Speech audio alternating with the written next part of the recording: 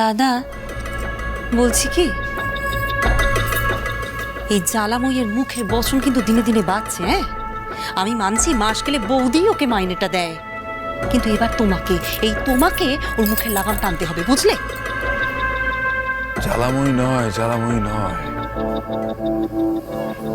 ও তোর বড় বৌদির মনের কথাগুলোই বলে। তা পুতুল খেলার শখ থাকলে বাজার থেকে পুতুল কিনে এনেই সানাই বাজাতে পারতেন। এতগুলো মেয়ে যাদের বিয়ে দিচ্ছেন, তারা যে পুতুল নয় রক্ত মাংসের মানুষ, সে কথা ভুলে গেছেন? নাকি বর্ষার গরম আছে বলে গরিব মানুষদের হাতে পুতুল বলেই মনে হয়?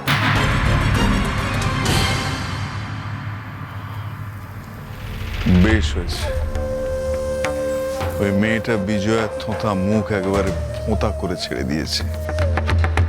অত সব গুমর একেবারে ভেঙে চৌচির। এরপর বিজয়া আর মুখ তুলে তাকাতে পারবে না। কোনো দরকার ছিল না রে তোর এত কিছু বলার। সব সময় তোর শুধু রাগ রাগ রাগ আর রাগ না।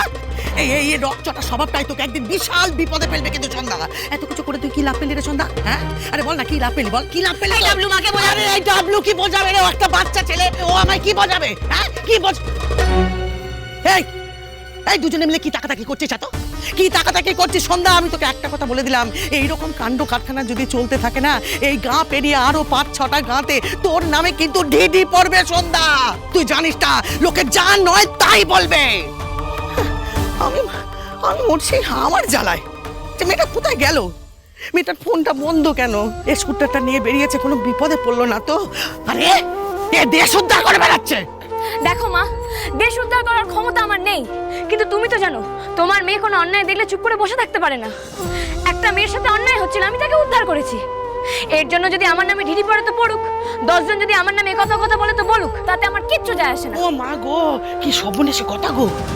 তুমি তো জানো মা, সন্ধ্যার আধার নই, আমি সন্ধ্যার আলো হয়ে থাকতে চাই। তাহলে আমি একটা মেয়েকে কি করে অন্ধকারে ডুবে যেতে দিতে পারি বলো তো? আমি যে নিজের লাভের জন্য কিছু করিনি মা। এই সন্ধ্যা, লাভ ক্ষতির জ্ঞান তোর আছে? আছে জ্ঞান? এই শোন, তুই না কারোর বিয়ে শাদির ব্যাপারে মোটেও জড়াবি না। হ্যাঁ, হয় কারোর বিয়ে ভাঙছিস, আর নয়তো কারোর বর 4 দিনের মাথায় মরছে। এই মুকুরি, তুই সবসময় আছিস তোর নিজের ভাবনায়, না লোকের ভাবনা ভাবতে শিখিস তুই।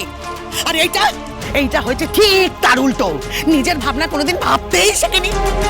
হ্যাঁ রে সন্ধ্যা, তোর কি এটুকু বুদ্ধি হয়নি? আজ তুই ওই গণবিবাহেতে গিয়ে যে কাণ্ডটা করলি, সেটা শুধু একটা মেয়ের বিয়েই ভাঙিসনি, ওই বিজয় মাঠানের নাকটাও যে কেটে এসছিস।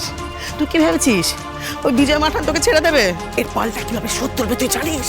আচ্ছা, কেন শোধ নিতে যাবে বলতে পারো? আরে বলাই একটা খারাপ লোক, আমি শুধু বিয়েটা আটকেছি। আরে বিজয় মাঠান তো নিজেই ক্ষমা চেয়েছেন। কি? বিজয় মাঠান ক্ষমা চেয়েছেন? তাহলে আর বলছি কি মাসি, ওই মাঠান যেই বুঝলো মেয়েদি ঠিক বলেছে, তখনই ও মেয়ের মা বাবার কাছে গিয়ে ক্ষমা চাইল।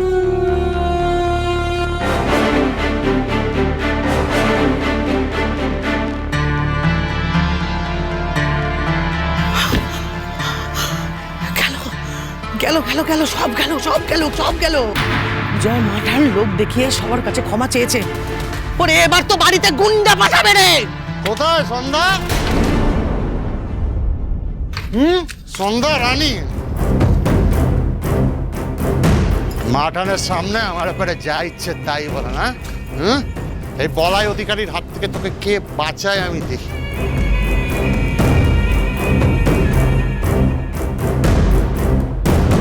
বলাই অধিকারী?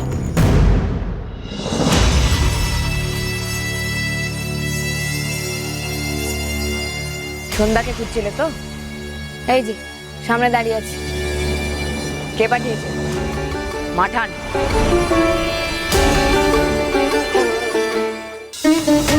বারবার ক্ষমা চাইতে হয় এমন কাজ করেন কেন আপনি? ক্ষমতা হাতে থাকলেই যে দায়িত্ব সামলানো যায় তা হয় না সবসময়। তার চেয়ে দায়িত্ব সামলাতে পারে এমন যোগ্য কাউকে একটা ছেড়েই দেখুন না, হয়তো আপনার থেকেও সব ভালোভাবে সামলাতে পারবে সে। অবশ্য আপনি বড়লোক বাড়ির সুখী গিন্নি, মনের মতো ঘর, মনের মতো বর আপনার। আপনি আর কি করে অসহায় মেয়েদের দুঃখ বুঝবেন?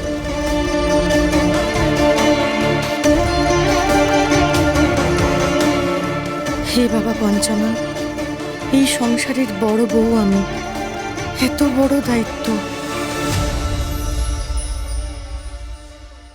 আমি জানি এই সংসারকে এক সুতোয় বেঁধে রাখাই আমার কর্তব্য।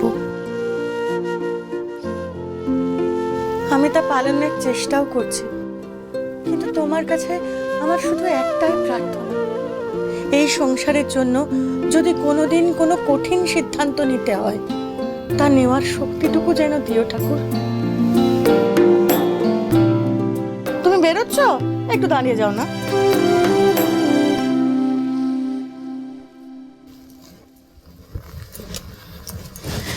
এই মহামৃত্যুঞ্জয় টাকাটা শোধন করে এনেছি, নাও পড়ে নাও। ঠিক আছে, পরে পড়বো, রেখে দাও। মানে পরে নয় লক্ষ্মীটি, ঠাকুরমশাই বারবার করে বলে দিয়েছেন এই বারবেলার আগেই পড়তে হবে, এমনিতে দেরি হয়ে গিয়েছে। আরে বাবা, তুমি তো জানো আমি সব খুব একটা বিশ্বাস করি না। বেশ, তোমার বিশ্বাসে পড়ো না, আমার বিশ্বাসেই না হয় পড়ো।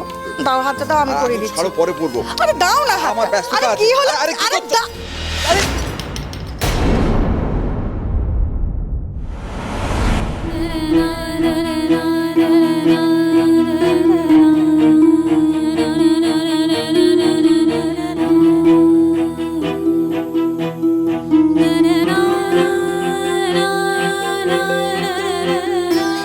সেদিন যে তুমি অত কথা দিয়েছিলে, আবার তুমি আমার গয়না চুরি করে দিতে যাচ্ছ ওই মেয়ে মানুষটাকে। শুধু তো আমার গয়না নয়,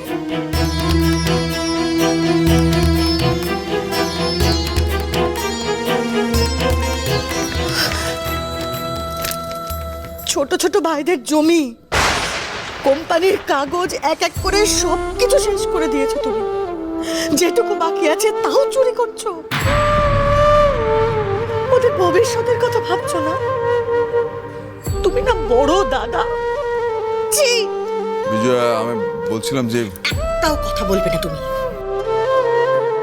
তোমার কোনো ক্ষমা নেই, কোনো ক্ষমা নেই।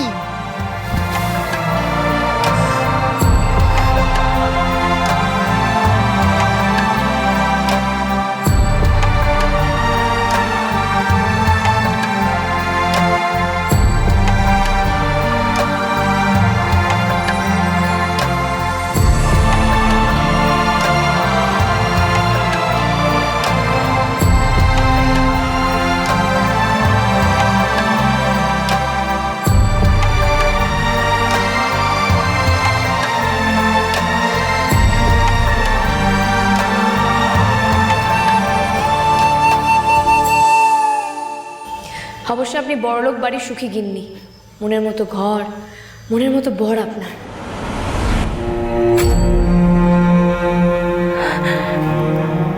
বড় মানুষদেরও সবসময় মনের মতো ঘর, মনের মতো বর হয় না। সব সুখ সব সময় পায় না, এটাও একটা সত্যি। আর এই সত্যিটা যেন তোমায় কোনোদিন বুঝতে না হয়।